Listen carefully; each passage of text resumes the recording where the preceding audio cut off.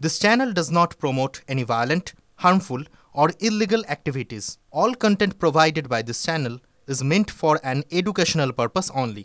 আজকের সবথেকে বড় খবর, তিলোত্তমা ধর্ষণ খুনের প্রতিবাদে আজ থেকে ধর্নায় বসলো বিজেপি। ডোরিনা ক্রসিং এ 7 দিনের ধর্ণা কর্মসূচি নিচ্ছে পদ্ম শিবির। মাসকট স্পিন কন্ট্রোল ল্যাবের পরীক্ষায় এটি প্রমাণিত। কেয়াসেট আলোপেক্স পেন্টা অ্যাক্টিভ নতুন চুল গজাতে সাহায্য করে, চুল পড়া বন্ধ করে। Keyaseth Alopex penta active 10 hair fall প্রবলেমের একমাত্র সলিউশন। হাইকোর্টে কর্মসূচির অনুমতি পাওয়ার পর চলছে মঞ্চ বাঁধার কাজ। এই মুহূর্তের সব থেকে বড় খবর, গতকাল মঞ্চ তৈরিতে বাধা দেওয়ার অভিযোগ উঠেছিল পুলিশের বিরুদ্ধে। হাইকোর্টের নির্দেশে ডোরিনা ক্রসিং আজ থেকে ধর্নায় বসবে রাজ্য বিজেপি নেতৃত্ব। তিলোত্তমা খুনের ন্যায্য বিচারের দাবিতে এবং দোষীদের দৃষ্টান্তমূলক শাস্তির দাবিতে আজ থেকে ধর্মতলার ডোরিনা ক্রসিংয়ে শুরু হচ্ছে বিজেপির ধর্ণা কর্মসূচি। তবে ধর্ণা কর্মসূচির এই যে মঞ্চ তৈরি নিয়ে গতকাল রাত থেকেই তৈরি হয়েছে বিতর্ক। বিজেপির তরফে অভিযোগ করা হয়েছে ডোরিনা ক্রসিংয়ে যখন মঞ্চ বাঁধার কাজ শুরু হয় তখন পুলিশ তাতে বাধা দেয়। গতকাল রাতেই এই ডোরিনা ক্রসিংয়ে যেখানে মঞ্চ বাঁধা হচ্ছে সেখানে আসেন রাজ্য বিজেপির সভাপতি সুকান্ত মজুমদার। এখানে বেশ কিছুক্ষণ সময় থাকেন তিনি।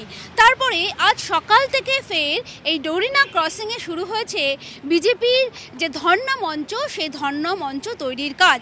ধর্ণা মঞ্চ সেটা বেশ বড় আকারেই তৈরি হচ্ছে এবং চারিদিকে প্রচুর পরিমাণে মাইক লাগানো হয়েছে যাতে এই ধর্ণা কর্মসূচি থেকে বিজেপি যে দাবি তুলবেন, অর্থাৎ তিলোত্তমা খুনের ন্যায্য বিচারের দাবি তুলবেন, তা যেন ধর্মতলার এই পথ চলতি মানুষের কানে পৌঁছায়।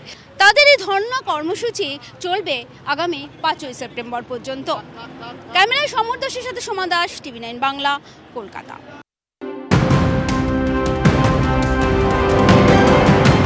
নজর রাখবো এই মুহূর্তের আরো একটি ব্রেকিং নিউজের দিকে। জম্মু কাশ্মীরে বাহিনী জঙ্গি গুলির লড়াই, 3 জায়গায় পুলিশ আধা সেনার অভিযান। মাচিল তাংদা লাঠিগ্রামে অল আউট অপারেশনের সেনা।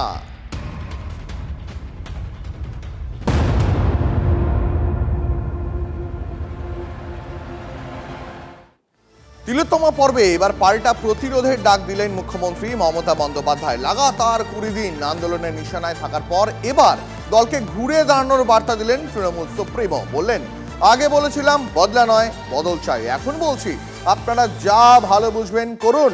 এরপরই রামকৃষ্ণ কথামৃত প্রসঙ্গ টেনে ফোঁস করার নিদান মুখ্যমন্ত্রীর। হিংসায় উস্কানি দিচ্ছেন মুখ্যমন্ত্রী, পাল্টা তীর বিরোধীদের। 9 আগস্ট আরজি করের সেমিনার হলে তিলোত্তমার দেহ উদ্ধারের পর থেকেই ক্ষোভের সুনামিতে ভাসছে রাজ্য। নজিরবিহীন নাগরিক আন্দোলনের সাক্ষী রাজ্য। ধর্ষক খুনির শাস্তির চেয়ে পথে নামলেও অস্বস্তি এড়াতে পারেনি রাজ্যের শাসক।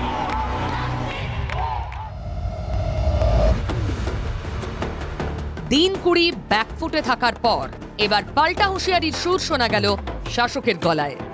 দলের ছাত্র সংগঠনের প্রতিষ্ঠা বার্ষিকীর মঞ্চ থেকেই সেই সুর বেঁধে দিলেন খোদ মুখ্যমন্ত্রী মমতা বন্দ্যোপাধ্যায়। আমি ভেবে দেখলাম যে এদের বিরুদ্ধে আমি কোনোদিনও বদলা নিইনি। আমরা বলেছিলাম বদল চাই, বদলা নয়। আজ বলছি ও কথা নয়, আজ বলছি যেটা করার দরকার সেটা আপনারা ভালো বুঝে করবেন। বদলা নয় বদল চাই, এই স্লোগানের রাস্তা থেকে তবে কি এবার প্রত্যাঘাতের পথে দলকে হাঁটতে বলছেন তৃণমূল নেত্রী?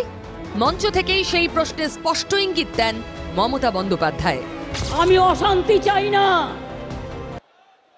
কিন্তু যে আপনাকে রোজ কামড়াচ্ছে আপনি তাকে কামড়াবেন না, কিন্তু ফোঁস তো করতে পারেন। রামকৃষ্ণ পরমহংসদেব বলেছিলেন, তোমাকে আমি কামড়াতে বারণ করেছি, তোমাকে আমি ফোঁস করতে বারণ করিনি।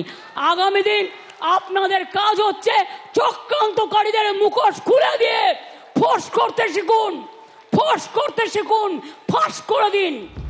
রাজ্যের প্রশাসনিক প্রধানের গলায় হুঁশিয়ারির সুর নিয়ে সরব হয়েছেন বিরোধীরা। ছাত্রদেরকে উস্কাচ্ছে। ঠাকুর রামকৃষ্ণ নাকি বলেছে সাপকে, যে সাপ তুমি না কামড়ালো ফোঁস করো। তা দিদি তার ভাইদের বলছে তোমরা ফোঁস করা শুরু করো, কাল থেকে ফোঁস করা শুরু হয়ে যাবে, ফোঁস ফাঁস শুরু হয়ে যাবে, অর্থাৎ মার দাঙ্গা শুরু হয়ে যাবে কাল থেকে।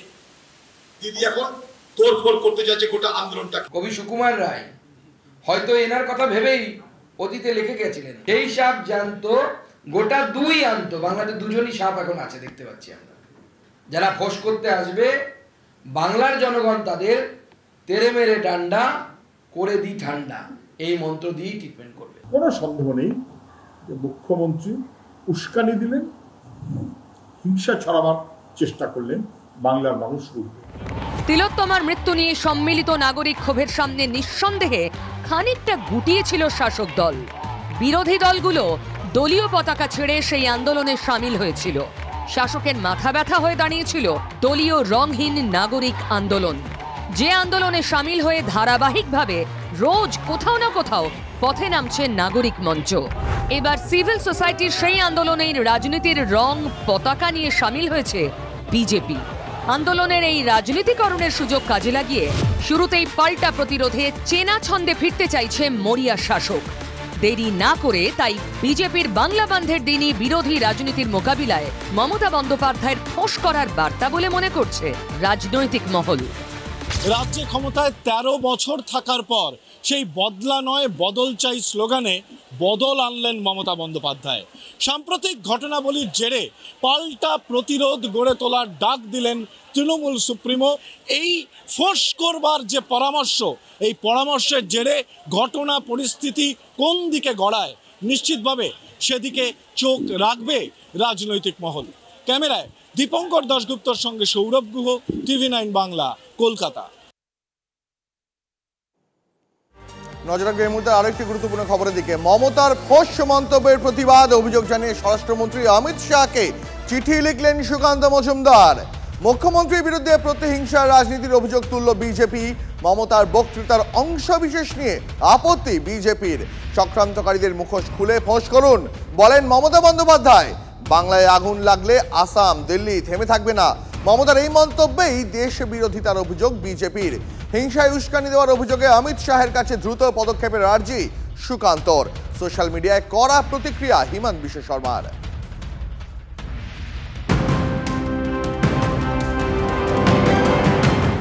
এর পাশাপাশি নজর রাখবো এই মুহূর্তে আরেকটি গুরুত্বপূর্ণ খবরের দিকে। সন্দীপ ঘোষকে সাসপেন্ড করলো ইন্ডিয়ান মেডিকেল অ্যাসোসিয়েশন। নির্যাতিতার পরিবারের সঙ্গে কথা বলার পর সিদ্ধান্ত IMA এর। আরজিকর কাণ্ডের পর জাতীয় সভাপতির নেতৃত্বে কমিটি করে IMA।